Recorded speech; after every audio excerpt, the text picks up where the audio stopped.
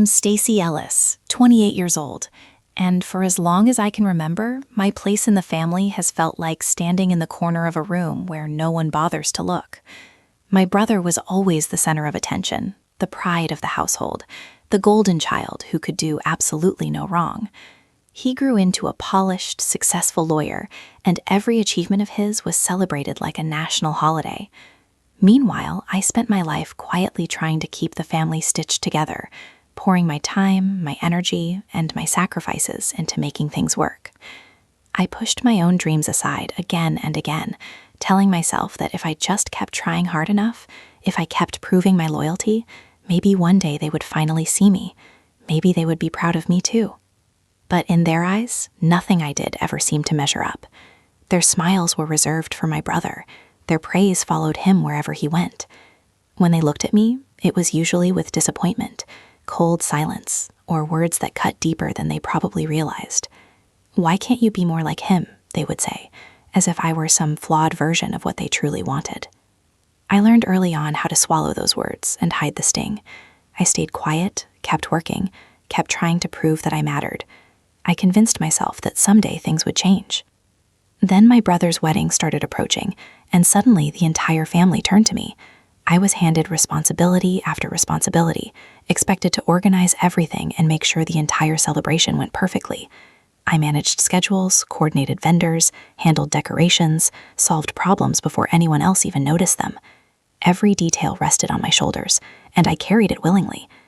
Deep down, I hoped that maybe, just maybe, this time they would finally recognize how much I was doing for them.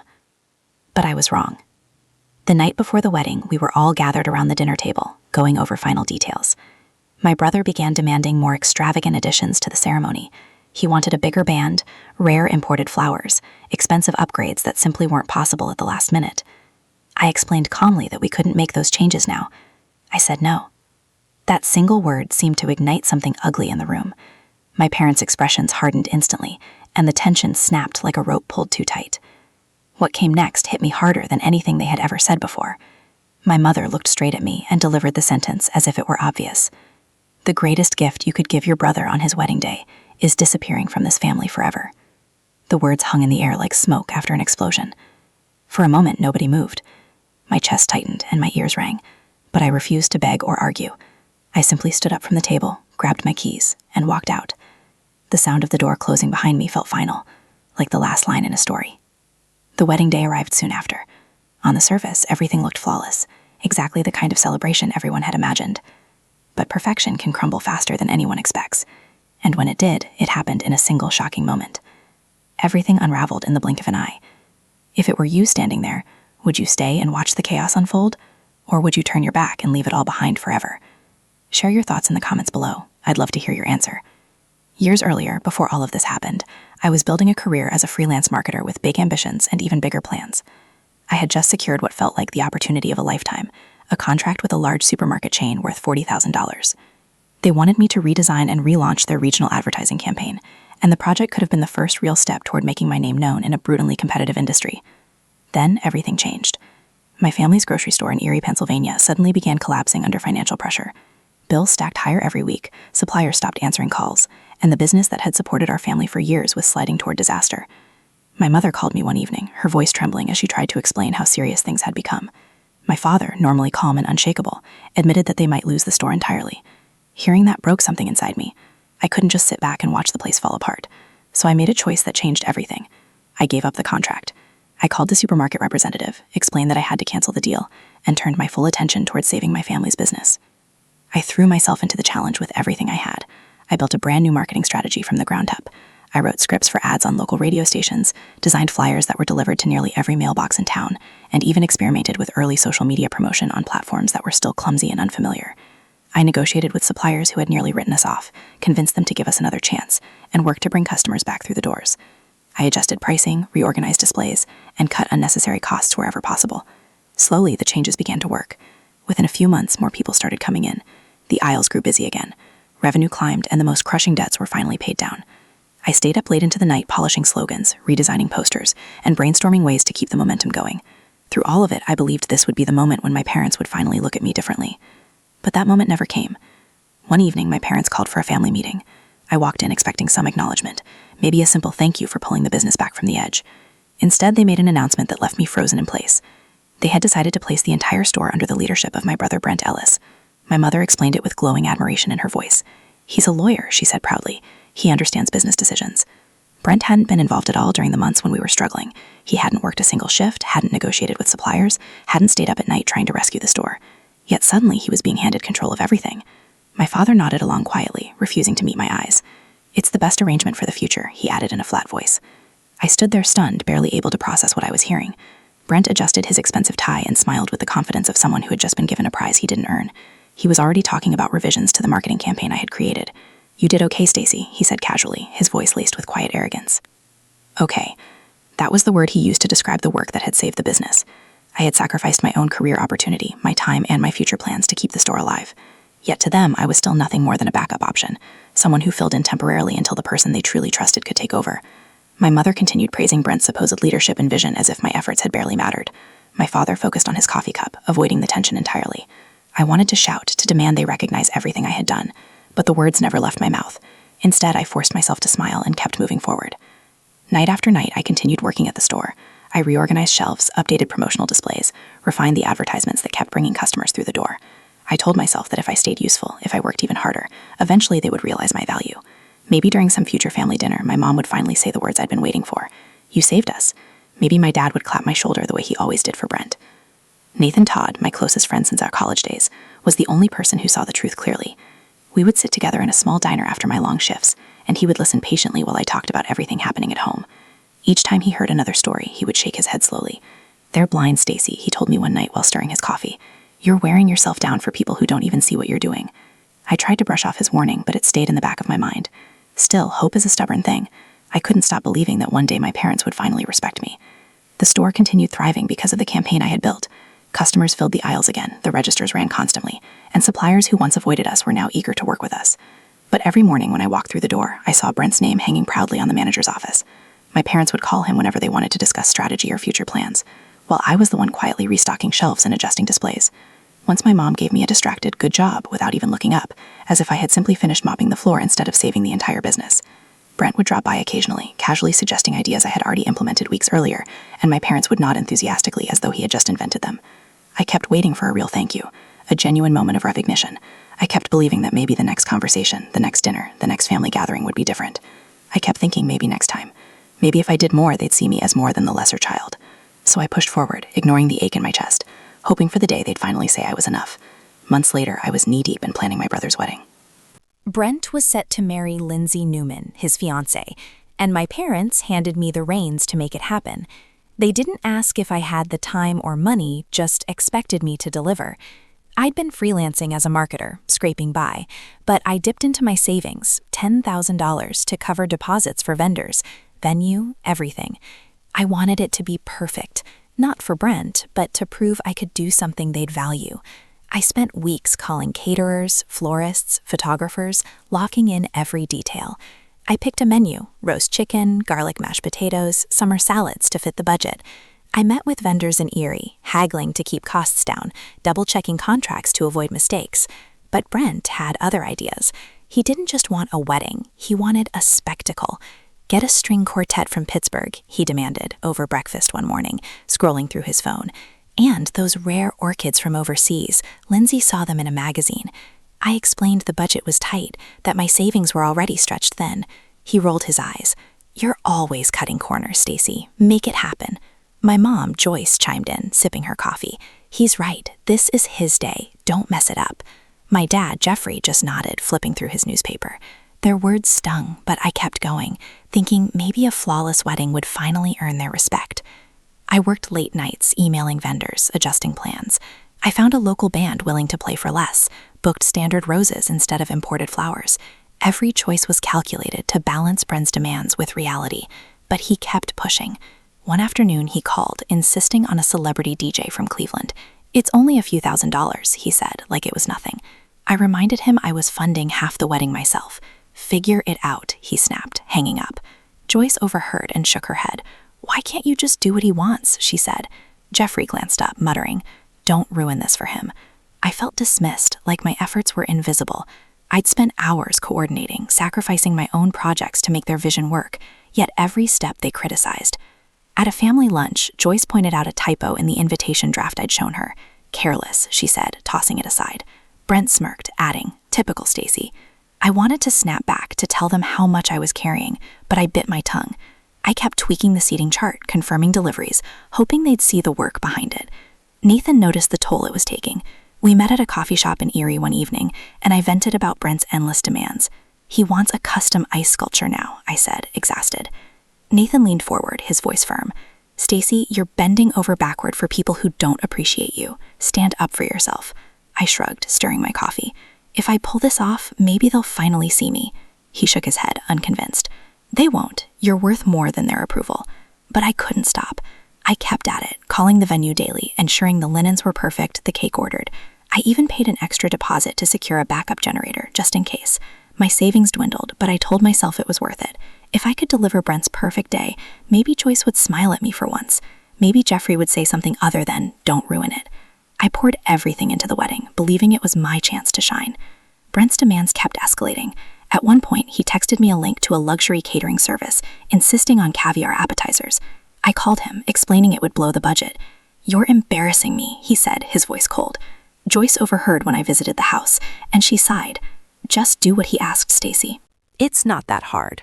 Jeffrey nodded, not looking up from his TV. Their dismissal burned, but I kept working, adjusting plans, hoping the wedding would change how they saw me. The night before the wedding, I sat at our family's dining table in Erie, the air thick with tension. My mom had cooked her usual roast, but no one was eating. Brent leaned back in his chair, scrolling through his phone, while his fiancée, Lindsay, picked at her plate. My dad sipped his wine, barely glancing up. I'd spent months planning Brent's wedding, pouring $10,000 of my savings into it. But tonight felt different, like a storm was brewing. I braced myself, hoping for a quiet evening. Brent broke the silence. "Stacy, we need to upgrade the menu," he said, not looking up. "Add lobster tails and that vintage champagne from Napa Valley. Oh, and hire that photographer from Pittsburgh, the one who shot the governor's gala." I stared at him, my fork frozen. Lobster tail? Champagne that cost $500 a bottle? A photographer charging $3,000 a day? I'd already stretched my savings to the limit, covering half the wedding's cost. "Brent, I can't," I said, keeping my voice steady. "I've already paid for everything. The venue, the band, the flowers. There's no money left." He scoffed, tossing his phone on the table. "You're always so cheap, Stacy. This is my wedding. Make it happen." Joyce set her glass down hard, her eyes narrowing. "He's right," she said. "This is a once-in-a-lifetime day. Why are you being so selfish?" Jeffrey looked up, his voice gruff. "Don't ruin this for your brother." My chest tightened, their words cutting deeper than I expected. I'd given everything, my time, my money, my energy, and they still saw me as the problem. I tried to explain. "I've spent $10,000 of my own savings. The budget's maxed out. Lobster and a celebrity photographer aren't possible." Brent rolled his eyes, leaning toward Lindsay. "See, I told you she'd skimp on us." Lindsay stayed quiet, avoiding my gaze. Joyce folded her arms, her voice sharp. "You've always been like this, Stacy. Never stepping up when it matters." Jeffrey nodded, adding, "Brent deserves better than your half-hearted effort." Half-hearted? I'd worked nights, haggled with vendors, made their dream wedding possible. But to them, it was nothing. I pushed back, my voice rising. "I've paid for half this wedding. I've done everything you asked. I can't keep pouring money I don't have into this." Brent smirked, shaking his head. "Then maybe you shouldn't be involved at all," he said. Joyce leaned forward, her eyes cold. "You know what, Stacy? The greatest gift for your brother's wedding is you vanishing from this family forever." The room went silent. Jeffrey didn't flinch, just stared at his plate. Lindsay shifted uncomfortably, saying nothing.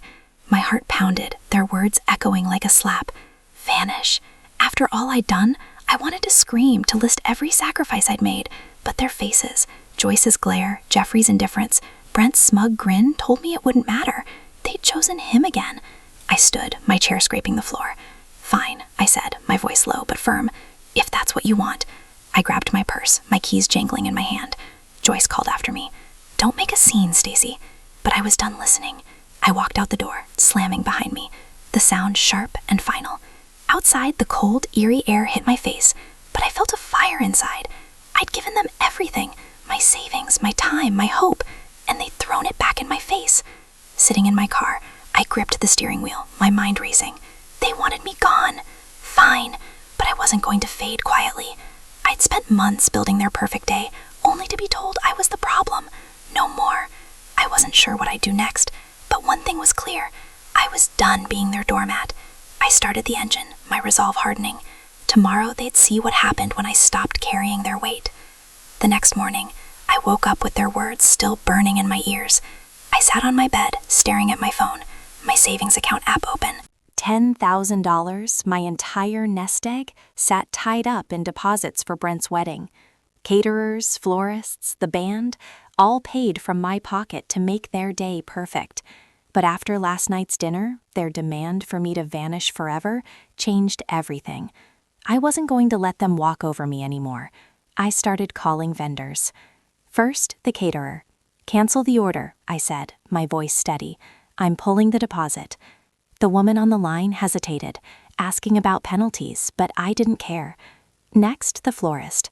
"No roses, no centerpieces," I told her. "Refund my payment." The band was last.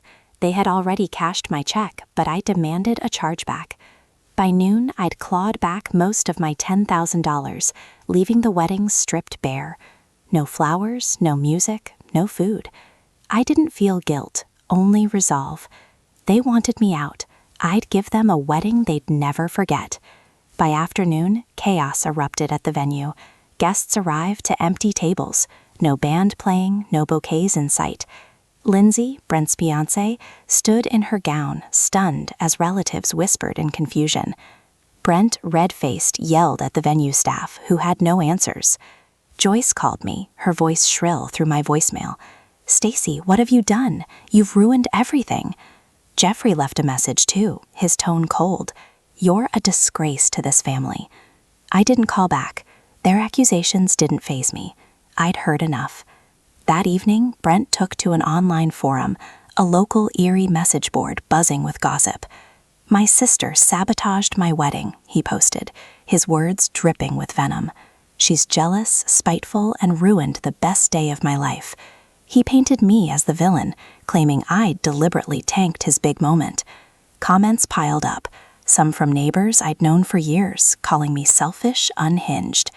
Joyce chimed in, replying to Brent's post. "She's always been trouble."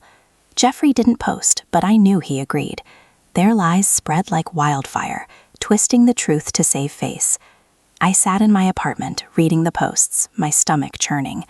Part of me wanted to fire back, to expose how I'd funded half their dream wedding, how they'd demanded more than I could give. But what was the point? They'd never admit they were wrong. Instead, I opened my laptop and started searching for apartments in Asheville, North Carolina.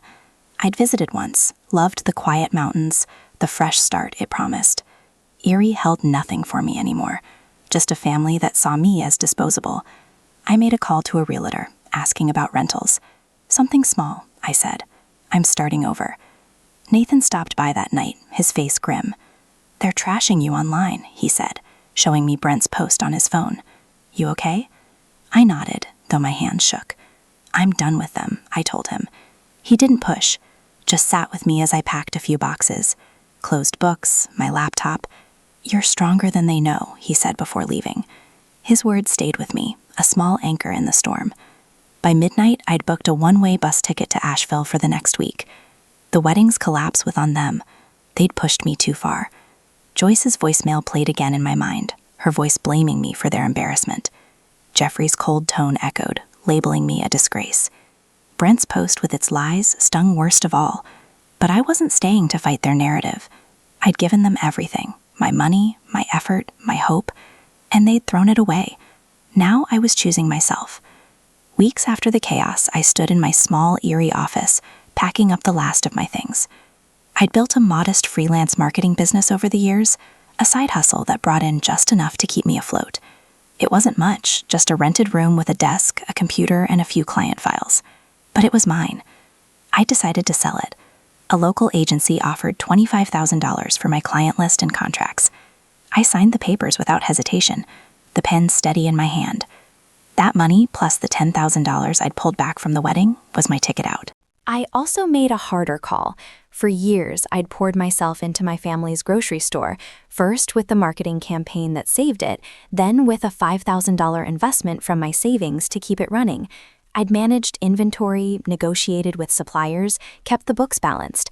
But after their betrayal, I was done. I contacted the bank and withdrew my investment, every cent. I didn't call Joyce or Jeffrey to warn them. They'd made their choice when they told me to vanish. Without my money and management, the store's cracks, ones I'd patched for years, would split wide open. By the end of the month, I was on a bus to Asheville, North Carolina. My belongings fit in 2 suitcases, clothes, a laptop, a few books. The mountains loomed outside the window, their quiet promise pulling me forward. I'd rented a small apartment downtown, nothing fancy, just a 1-bedroom with a view of the Blue Ridge Peaks. The first night, I sat on the bare floor eating takeout, feeling lighter than I had in years. Erie was behind me, Joyce, Jeffrey, Brent, and their venom, too. The family store didn't last long after I left. Nathan texted me updates, his messages blunt. Suppliers stopped delivering when payments stalled. Customers dwindled, turned off by empty shelves. Brent, who'd been handed the reins, fumbled every decision. Joyce tried to step in, but she couldn't handle the logistics I'd managed. Jeffrey just retreated, blaming everyone else. Within weeks, the store declared bankruptcy, its doors locked for good. Nathan wrote, "They're falling apart without you." I didn't reply. Their failure wasn't my burden anymore.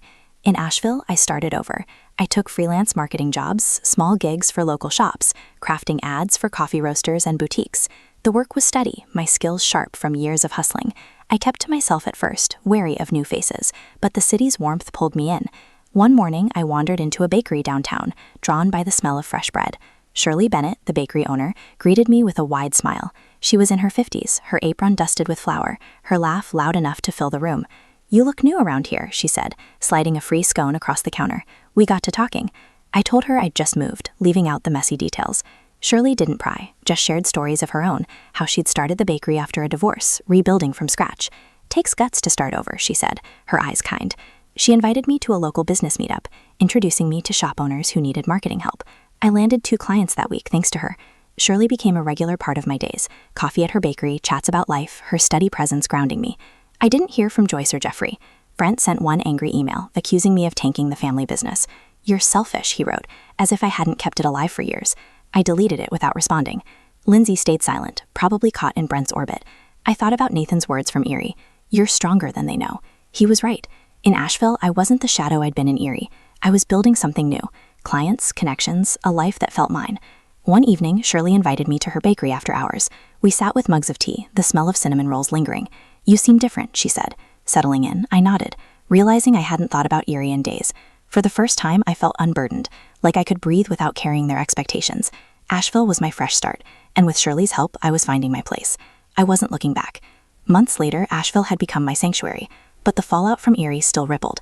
The family grocery store, once the heart of my parents' world, was gone. Its shuttered windows a symbol of their unraveling. Joyce and Jeffrey faced a harsh new reality. Their savings dwindled, forcing them to sell their house and move into a cramped apartment on the edge of Erie. Neighbors who once greeted them warmly now avoided their gaze, their reputation tarnished by the store's collapse. Brent fared no better.